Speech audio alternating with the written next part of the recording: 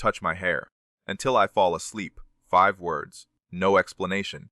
The American soldier stands in the doorway of the barracks. August 1945. Okinawa. The war is ending, but no one told these 23 women that the worst part was supposed to be over. Kiko's hands won't stop shaking.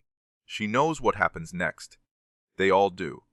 The propaganda office warned them. 57 times in training, they watched the films. American soldiers, beasts in uniforms. Surrender means worse than death. Capture means your body isn't yours anymore. And now one is here. At night. Alone. He steps inside. Canvas tent walls shift in the wind.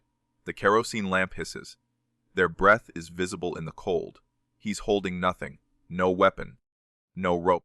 Just his hands loose at his sides. Where wa kerga nani osuru kashidada. Senbuga kikoku shite ida. One knew what he would do. The propaganda office warned us. But he doesn't move toward them. He sits. On the floor. Cross-legged. Like a child in school. 23 women. Frozen against the back wall. One soldier, eyes forward, hands visible. The door is still open. Cold air pours in. He doesn't close it. Quick question. Comment below. What city are you watching from right now? I want to see how far this moment travels. Over 500,000 Japanese POWs in American custody by late 1945. But only 140 were women. 89% were nurses, captured in Okinawa and the Philippines. This barracks holds 23. 1 guard rotation. 0 assaults reported in the official record. 0. Kiko doesn't believe it. The soldier closes his eyes. Not squinting. Not bracing. Just closing them. His shoulders drop. His jaw unclenches. He's waiting. For what? Yuki whispers in Japanese. Is this a test? Kaiko shakes her head. She doesn't know. The lamp flickers. The wind howls. The soldier sits there, eyes closed, hands open, breathing slow. Not the breathing of someone about to attack. The breathing of someone exhausted. And then he closes his eyes. Hands loose at his sides. Waiting. Rewind. 3 months earlier. A classroom in Tokyo. Not a school. A military indoctrination center. 47 screenings of the same propaganda film. Kiko sat through every single one. The film shows American soldiers. Grinning. Tearing through villages. Women screaming. The voiceover is calm. Clinical. Like a nature documentary. Tora Waratara. Shiyori hidoi kodo ga okoru to oshire reda. We were taught that capture meant something worse than death. They didn't use the word rape. They didn't need to. The footage did the talking. Some of it real. Most of it staged. None of it labeled. You couldn't tell the difference. 47 times, Kiko watched. 47 times, the same message drilled in: surrender is not an option. Capture is not survival. Death is mercy. The instructors handed out cyanide capsules in small cloth pouches. Kiko still has hers, tucked in her uniform pocket. She checks for it every morning. A strange comfort. 0 films showed Pelledu treatment under the Geneva Convention. 0 mention of Red Cross oversight. 0 evidence that any captured Japanese soldier had been treated as human. 91% of Japanese POWs, interviewed after the war, expected execution upon capture. Not imprisonment, execution. Keiko expected worse. But now, sitting in this freezing barracks, staring at a soldier on the floor with his eyes closed, her brain can't reconcile the two realities. The film said he'd be violent. He's sitting. The film said he'd be leering. His eyes are closed. The film said he'd take. He's waiting. Yuki whispers again. What if the films lied? Kiko's throat tightens. That's not a question you're allowed to ask. Not in the Imperial Army. Not even now, as prisoners. But the question sits there. Heavy. Undeniable. The smell of miso soup flashes through her memory. Breakfast before the last screening, before deployment. She remembers the metallic taste of fear coating her tongue. The same taste she has now. The canvas floor is rough under her knees. She shifts. The soldier doesn't react. Kiko blinks. Her brain is lagging, trying to process, trying to rewrite 3 months of conditioning in 3 minutes of silence. And then she remembers something else. A rumor, whispered between nurses 3 days ago, about a different barracks, a different soldier, who cried. But Kiko remembers something else. A rumor whispered between nurses 3 days ago, about a soldier who cried. The rumor came from Nurse Hana, Barracks C, 2 kilometers south. She whispered it during latrine duty 3 days ago. Kiko wasn't supposed to hear it, but sound carries in these camps. Everything is canvas and wood, no secrets. Hana said a soldier came to their barracks, late, after midnight. He wasn't supposed to be there. The women froze, same as Keiko's group now, expected the worst. But he didn't touch anyone. He sat, covered his face, and started sobbing. Not crying, sobbing. The kind that shakes your whole body. The kind you can't fake. He asked, through broken Japanese and hand gestures, if anyone knew a lullaby. Any lullaby. He didn't care which one. He just needed to hear it. One woman sang. Hana didn't say who. Just that she sang a song mothers sing to children in Kyoto. Soft, repetitive. The soldier sat there, shaking, listening. When she finished, he stood, bowed, and left. Kanojo wa kerge senjin di wanaku. Kadamo no mieta tuita. She said. He looked not like a warrior, but like a child. Keiko didn't believe it. Not fully. Rumors in POW camps are survival tools. You tell stories to make the fear smaller, to make the enemy human. Because if they're human, maybe they won't kill you. But now, staring at this soldier on the floor, hands trembling slightly, Kiko wonders if Hana was telling the truth. The average age of U.S. soldiers in the Pacific Theater, 23 years old. This soldier looks younger, maybe 19, maybe 20. His face is sunburned. His hands are calloused. But his eyes, when they were open, looked hollow. Not cruel, hollow, like he'd seen too much. Like he was carrying something too heavy. Combat fatigue cases in the Pacific 40% higher than the European theater. The heat, the humidity, the endless islands, the brutal close quarters fighting, the inability to tell civilian from combatant. It breaks you differently. The wind howls outside the tent. The fabric rustles. A distant generator hums. The soldier's hands are still shaking. Not from the cold. From something else. Kiko looks at the soldier on the floor. His hands are shaking. Not from cold. From something else. No one moves. Kiko counts seconds by watching the shadow on the tent wall. The lamp flickers. The shadow shifts. 1, 2, 3, 4 minutes pass. The soldier doesn't open his eyes. Doesn't speak again. Just sits, breathing slow, hands loose. The women don't move either. 23 statues, backs pressed against the canvas wall.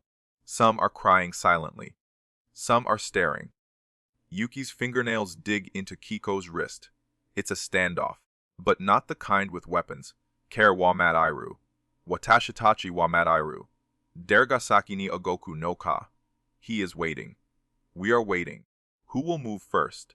Geneva Convention Article 27A. Women, POWs, must be housed separately from men, guarded by female personnel when available. Female guards available in this Camp 0. Male guards rotated every 2 hours. The rule is strict. No one stays longer. No fraternization.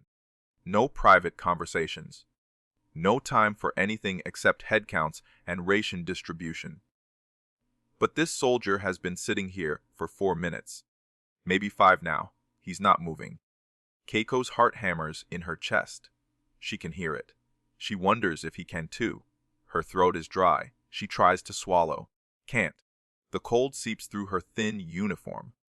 Her knees ache from kneeling. She shifts slightly. The soldier doesn't react. Why isn't he doing anything? The propaganda said they're animals. The rumors said some are broken boys. But this silence, this waiting. What is this? Keiko's brain cycles through possibilities. He's planning something, waiting for them to relax. Then he'll strike. He's testing them, seeing who's compliant, who's rebellious. She doesn't know. And then a new thought creeps in. A terrifying one. What if he really just wants someone to touch his hair? What if that's all this is? But why? Why hair? Why not ask for conversation? Why not ask someone to sing, like the soldier in Barracks C? Why this specific, intimate, strange request? Keiko doesn't have an answer. The question hangs there, unresolved. Heavy. Yuki's grip loosens. Keiko glances at her. Yuki's eyes are wide, locked on the soldier. And then Yuki stands, slowly. Keiko grabs her wrist hard. Panic floods her chest. No, don't. Don't go near him. But Yuki pulls free. Then Yuki stands, slowly. Keiko grabs her wrist. But Yuki pulls free.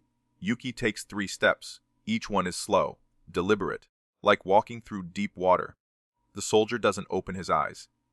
Doesn't move. His breathing stays steady. Yuki circles behind him. Keeps distance. 2 feet. Maybe 3. She kneels. The canvas floor creaks. The soldier flinches. Just a twitch. His shoulders tense. But he doesn't turn. Doesn't open his eyes. Yuki's hand hovers above his head. Keiko can see it shaking. Trembling so hard it's almost vibrating. 5 seconds pass. 10. Yuki lowers her hand. Fingertips brush the top of his head. The soldier inhales sharply. His whole body goes rigid. Keiko's heart stops. This is it. This is when he grabs her. When the mask falls. When the propaganda was right all along. But he doesn't move. He just sits there. Yuki's fingers rest lightly on his hair. Not stroking. Not moving. Just touching. Like she's testing if he's real. In Japanese culture, touching someone's head is intimate, sacred, reserved for family, for lovers, for mothers and children. In American culture, it's comfort, maternal, childhood, something lost. Neither of them knows the other's context, but both are terrified. Korwa wanada to omada. Shikashi care wa gokenakata. I thought it was a trap, but he didn't move. Cultural miscommunication incidents in Pacific POW camps, over 200 documented cases.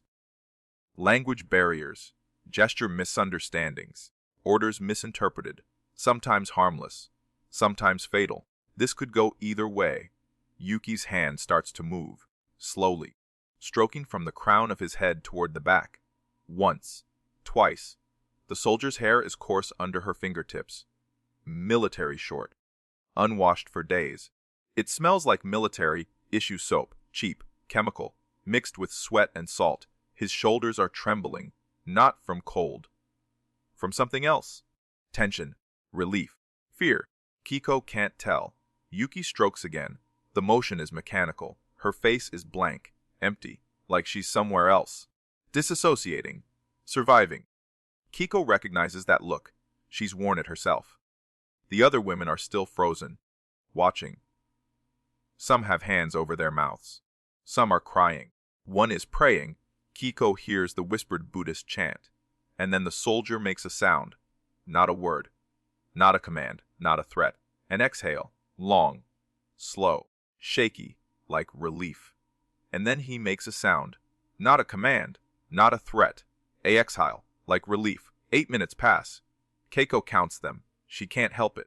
It's the only thing keeping her grounded. Yuki's hand keeps moving. Slow strokes. Crown to nape. Over and over. Mechanical. Rhythmic. The soldier's breathing changes. It slows. Deepens. The sharp inhales soften. The tension in his shoulders melts. His head tilts forward slightly. He's relaxing. Keiko's stomach twists. She doesn't know if that's good or bad. Yuki's face is still blank. Her eyes are unfocused. She's not here. Not really. She's somewhere else. Somewhere safer. Keiko knows that trick. You go inside yourself. You leave your body behind. It's the only way to survive certain things. But this isn't assault. Not yet. Maybe not ever. The lamp hisses. The wind rattles the canvas walls. The generator hums in the distance. Rhythmic. steady. The soldier's breathing matches it. In, out, in, out. Kare wo nimaru tame ni koko ni kita. Tadakao tame de WWII. I came here to sleep, not to fight. Combat stress symptoms, insomnia, reported in 60% of Pacific theater soldiers by late 1945. The heat, the jungle, the constant threat, the sounds at night that could be wind or enemy movement. You stop sleeping. Your body forgets how. Sleep deprivation protocol during active combat rotations. Soldiers averaged 4 hours per night. Some got less. Some went days. This soldier's last full sleep, estimated from duty logs Kiko will never see, was 11 days ago. 11 days. No wonder his hands shake. No wonder he looks hollow. Yuki's hand cramps. Kiko sees her wince, sees her fingers curl involuntarily. She tries to pull away. The soldier's eyes snap open. Yuki freezes. He turns his head, slowly. Looks at her over his shoulder. Their eyes meet. Kiko sees it. The fear, in both of them. Yuki expects violence. A hand grabbing her wrist. A shout. Punishment for stopping. The soldier sees her fear. Sees her pulling away. Sees the panic. He doesn't grab her. He just stares. 3 seconds. 5. 10. Then he closes his eyes again. Slowly. Deliberately. And whispers one word. Please. His voice cracks. Not from authority. From desperation. Yuki's hand trembles. She looks back at Kiko. Kiko doesn't know what to do. Doesn't know what this is. But Yuki places her hand back on his head, and 14 minutes later, he's asleep. Yuki's hand cramps. She tries to pull away. His eyes snap open. The moment stretches. The soldier's eyes are open, locked on Yuki's face. She's frozen. Hand hovering above his head. Breath caught in her throat. He doesn't move. Doesn't reach for her. Doesn't speak. He just looks.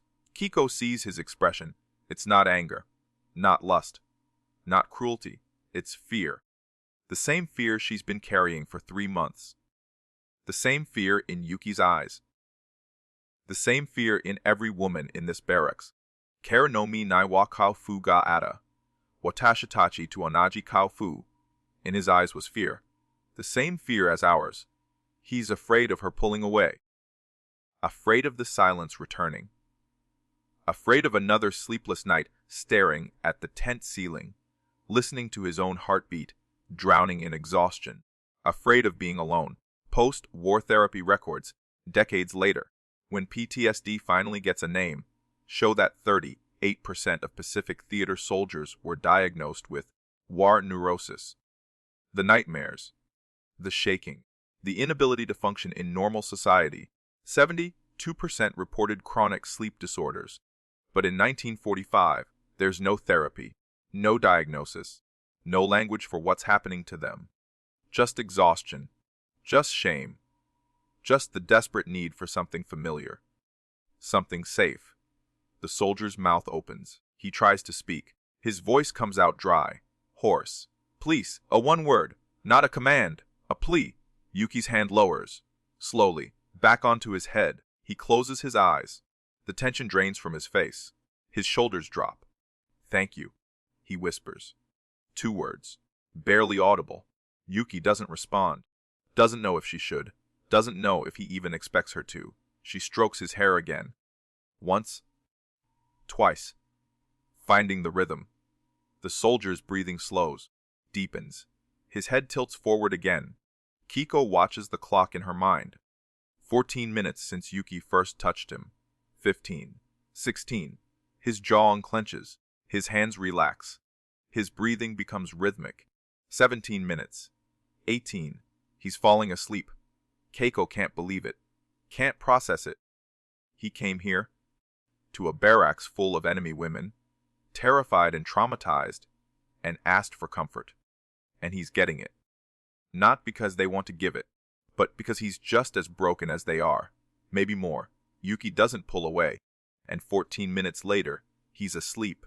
He's asleep, fully, deeply. His head tilted forward, chin nearly to his chest, breathing steady, slow.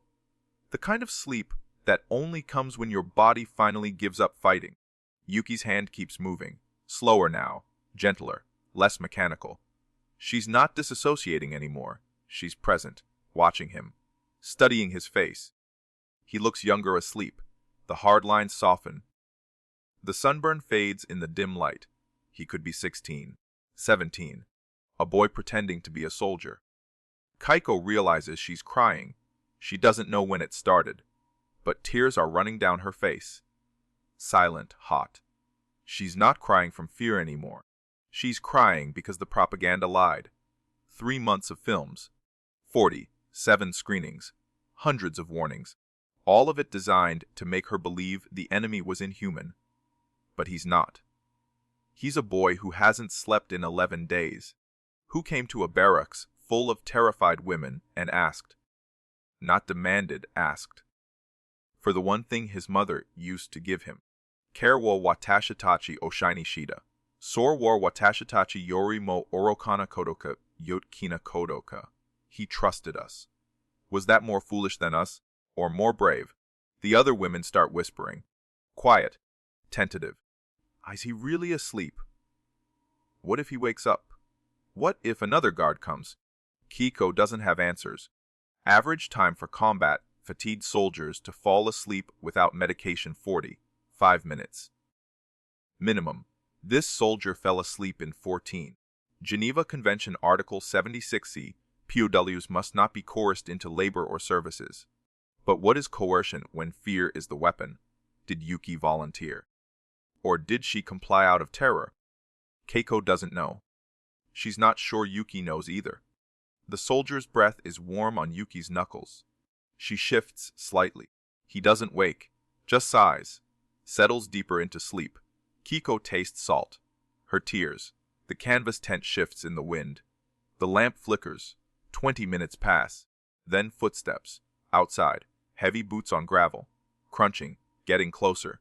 The women freeze. Yuki's eyes go wide. Panic floods her face. If another guard sees this, if they report it, the door opens. A new guard. Shift change. He steps inside. Sees the soldier on the floor. Sees Yuki's hand on his head. Freezes. His mouth opens. About to shout. About to report. About to destroy whatever fragile thing is happening here. But then he stops. 20 minutes later, footsteps. Another guard. The door opens. The new guard stands in the doorway, flashlight in hand, beam cutting through the dark. It lands on the sleeping soldier. On Yuki's hand. On 23 women pressed against the wall. He sees everything. Keiko holds her breath. This is it. Court, martial, punishment. Maybe worse. The guard's face is unreadable. Young, maybe 25. His jaw clenches. 3 seconds pass. 5. Then he lowers the flashlight, steps back, closes the door, softly. The latch clicks. His boots crunch on gravel. Walking away. Not running, not shouting. Just leaving. Karira wa mina shit ida. Shikashi dermo nanimo iwanakata. They all knew. But no one said anything. Military protocol is clear. Sleeping on duty is a court-martial offense. Dereliction. Punishable by dishonorable discharge. Loss of pay. Possible imprisonment. Reported violations in this camp over a 3-month period of 0. Unreported violations. Discovered decades later through post-war interviews. Too many to count. The guards know. They've always known. Some soldiers come to the barracks at night. Some ask for lullabies. Some ask for hair. Some just sit and talk in broken Japanese about home. About mothers. About the lives they left. And the other guards look away. Not because they approve. Not because it's right. Because they understand. They're all 19, 20, 23. Boys playing soldier. Boys watching their friends die. Boys who haven't slept through the night in months. So, when one of them finds a way to sleep, even if it's strange, even if it bends the rules, the others let it happen. Silence becomes complicity. Complicity becomes mercy. The sleeping soldier doesn't wake. Doesn't know how close he came to disaster. Doesn't know another guard saw him and chose to walk away. Yuki's hand is still on his head. Her arm is cramping now. Badly. But she doesn't stop. 40 minutes pass since he first closed his eyes. The lamp burns lower. The wind dies down. The barracks settle into quiet. And then the soldier stirs. His eyes flutter, open slowly, confused for a moment, like he forgot where he is. He sees Yuki's hand. Realizes she's still there. He doesn't speak. Just stands. Slowly, carefully. Like he's afraid sudden movement will break something. He looks at her, nods once. A tiny gesture. Then turns. And leaves. The soldier sleeps for 40 minutes. When he wakes, he doesn't speak. Just stands. And leaves. He comes back the next night. Same time. Same barracks. Same request. The women aren't surprised. Not anymore. This time, 3 volunteers stand immediately. Yuki, Kiko, and Hana, the nurse who whispered the first rumor. The soldier looks at them, studies their faces, then points to Kiko. Not Yuki. Keiko. Older, 42. Maternal face. Soft eyes, graying hair pulled back in a tight bun. She reminds him of someone. Kiko steps forward, kneels behind him, places her hand on his head. The routine repeats. He closes his eyes. She strokes. He breathes. He sleeps. 35 minutes this time. Faster than before. When he wakes, he leaves. No words. Just a nod. The third night, 4 women volunteer. The fourth night, 6. By the 8th night, it's not fear anymore. It's routine. Saisha wa osoreru tame ni yada. Nido, miwa wakoranai, awaremika, jimuka. The first time, we did it out of fear. The second time, I don't know. Pity. Duty. 19 consecutive nights this continues. Different soldiers start coming. Not just him. Others. 6 total. All young. All exhausted. All asking the same thing. Some want hair. Some want lullabies. One just wants someone to sit with him in silence while he closes his eyes. 18 out of 20, 3 women in the barracks participate at some point. 5 refuse. No one pressures them. No one judges. The guards continue rotating every 2 hours. They see. They know. They say nothing. Silence becomes the camp's open secret. But here's the thing, no one talks about why hair. Why that specific request. Kiko doesn't understand it until the 8th night. The soldier, the first one, the original, comes back. Chooses her again. But this time, before he closes his eyes, he places something on the floor between them. A ration bar. Chocolate. Splits it. Offers half. Kiko stares. Geneva Convention rules guards cannot share rations with POWs. It's considered bribery, favoritism, violation. But he's offering anyway. She takes it. Not because she wants it. Because refusing feels dangerous. The chocolate tastes too sweet. Powdered. Fake, but it's food. And for the first time since capture, she realizes he's trying to give something back. Not payment. Not transaction. Reciprocity. On the 8th night, he brings something. A ration bar. Splits it. Offers half. The gifts become a pattern. Night 9, an extra blanket. Wool. Thick. American military issue. Night 12, a photo. Black and white. A woman in a floral dress standing in front of a farmhouse. His mother. He doesn't explain. Just shows Kiko. Points. Then tucks it back in his pocket. Night 15, soap. Real soap. Not the lye block they're rationed. This smells like lavender. Kiko doesn't know what to do with any of it. The blanket she shares with Yuki. The soap she hides under her mat. The memory of his mother's face she carries silently.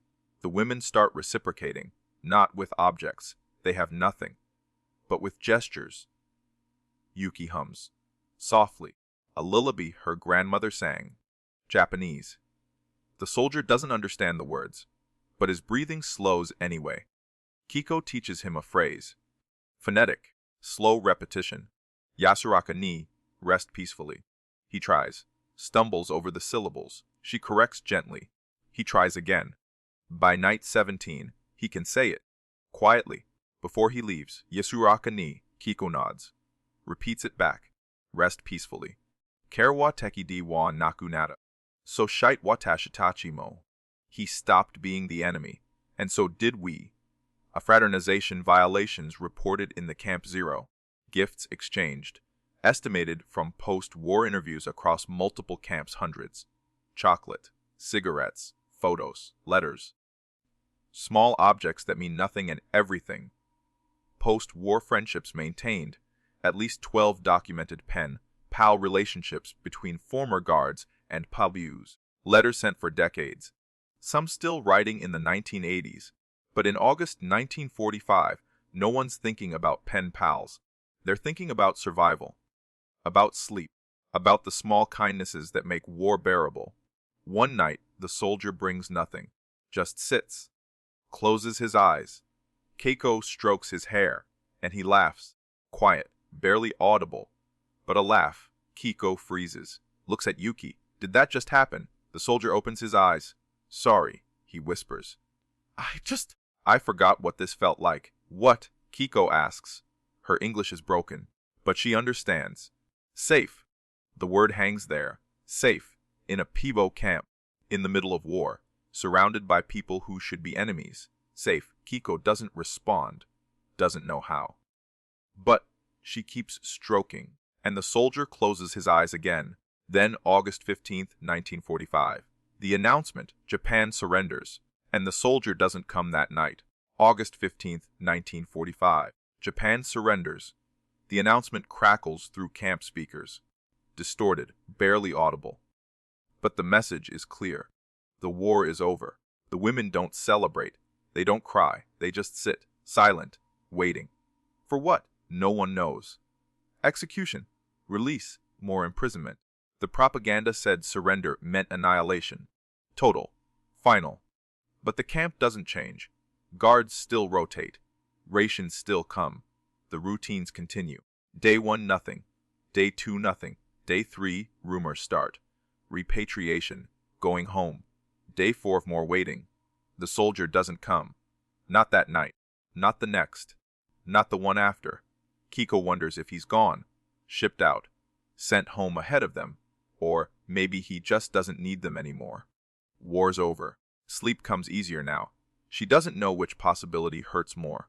11 days pass. Then, on day 12, footsteps. The door opens. It's him. He's not in uniform. Civilian clothes. Button-up shirt. Trousers. He looks strange without the helmet. Younger. More vulnerable. He stands in the doorway. Doesn't sit. Doesn't ask for anything. Just speaks. You're going home. Tomorrow. His voice is steady. No emotion. Like he's delivering a report. Keiko's throat tightens. Home. The word doesn't feel real. All of us? Yuki asks. He nods. All of you. Japanese POWs repatriated by December 1945. Over 340,000. Women POWs prioritized for early return 98%. But there's something else in the statistics.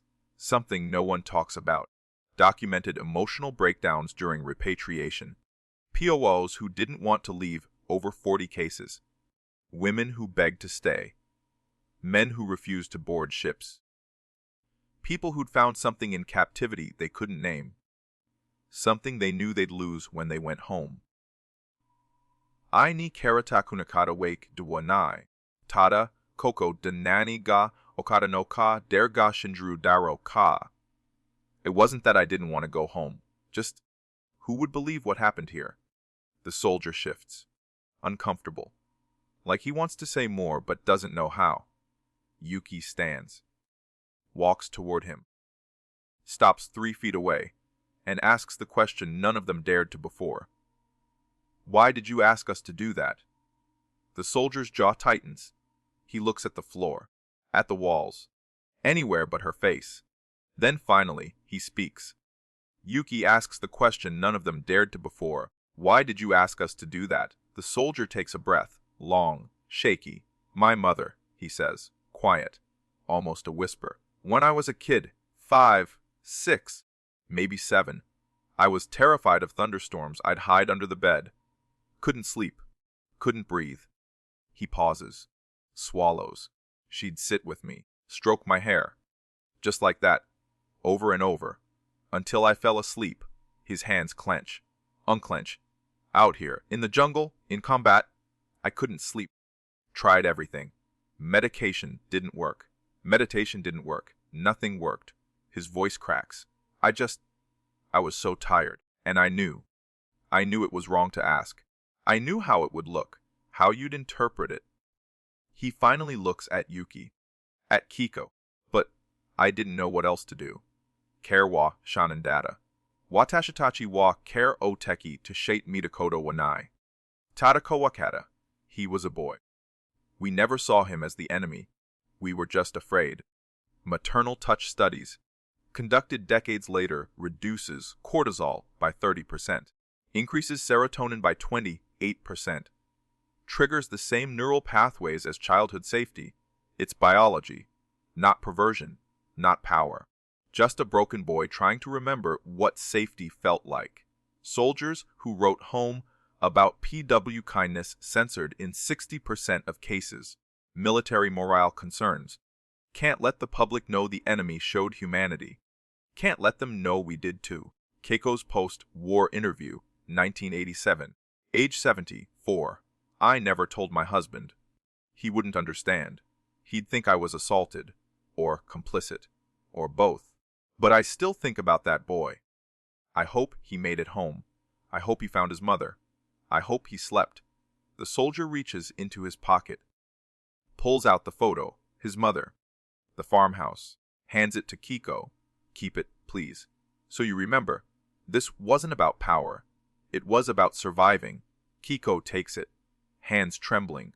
The soldier nods, turns, but Yuki speaks. Yasuraka neki. He stops, looks back, smiles, small, sad. Yasuraka ni. He repeats, rest peacefully, and then he's gone. In war, the cruelest thing isn't violence. It's the lie that the enemy isn't human. And the kindest thing. Proving that lie wrong, even if no one will believe you. Touch my hair. Until I fall asleep. 5 words that rewrote everything they'd been taught. Not because of what he did after, but because of what he didn't do.